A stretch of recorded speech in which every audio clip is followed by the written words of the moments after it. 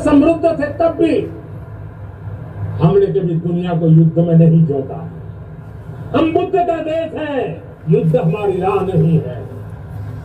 और इसलिए विश्व चिंतित न हो भारत के आगे बढ़ने से।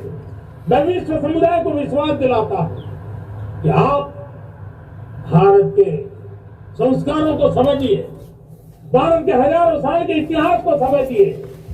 आप हमें संकट मत मारिए, आप उन तरकीबों से न जुड़िए जिसके कारण पूरी मानव जात का कल्याण करने का सामर्थ्य जिस भूमि में है उस भूमि को ज्यादा मेहनत करनी पड़े।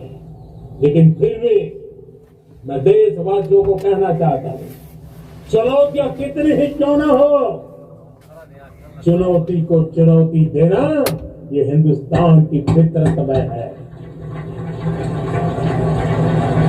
न हम डिगेंगे, न हम थकेंगे, न हम रुकेंगे, न हम झुकेंगे।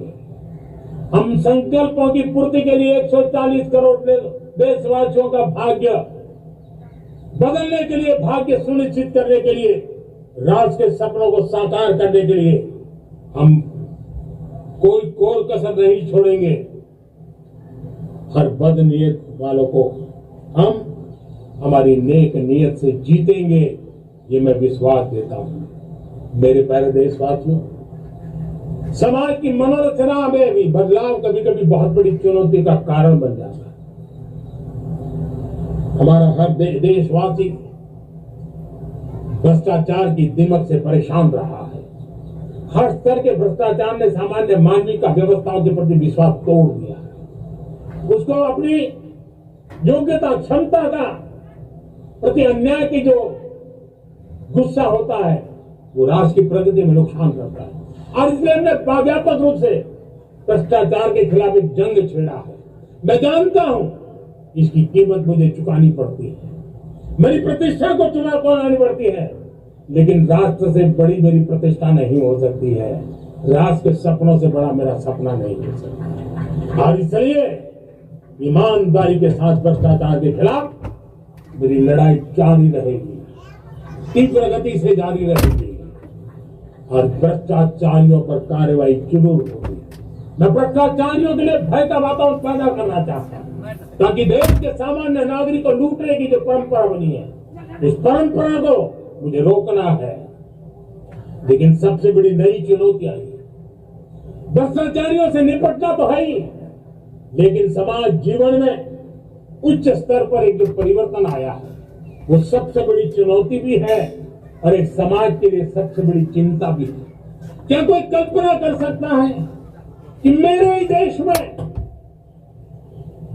इतना महान संविधान हमारे पास होने के बावजूद कुछ ऐसे लोग निकल रहे हैं जो भ्रष्टाचार का महिमा मंडन कर रहे हैं, खुलेआम भ्रष्टाचार का जय जयकार कर रहे हैं।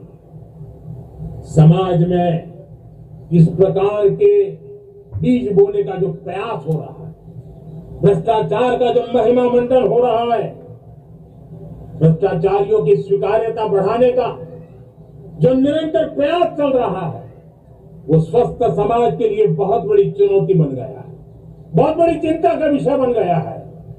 भ्रष्टाचारियों के प्रति समाज में दूरी बनाए रखने से ही किसी भी भ्रष्टाचारी को उस रास्ते पर जाने से डर लगेगा। अगर उसका महिमा मंडन होगा तो जो आज भ्रष्टाचार नहीं करता है उसको भी लगता है कि तो समाज में प्रतिष्ठा का रंग बन जाता है, उस रास्ते में जाने में बुरा नहीं है।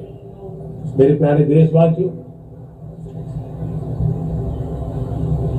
बांग्लादेश में जो कुछ भी हुआ है उसको लेकर पड़ोसी देश के नाते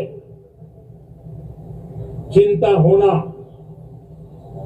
मैं इसको समझ सकता हूं।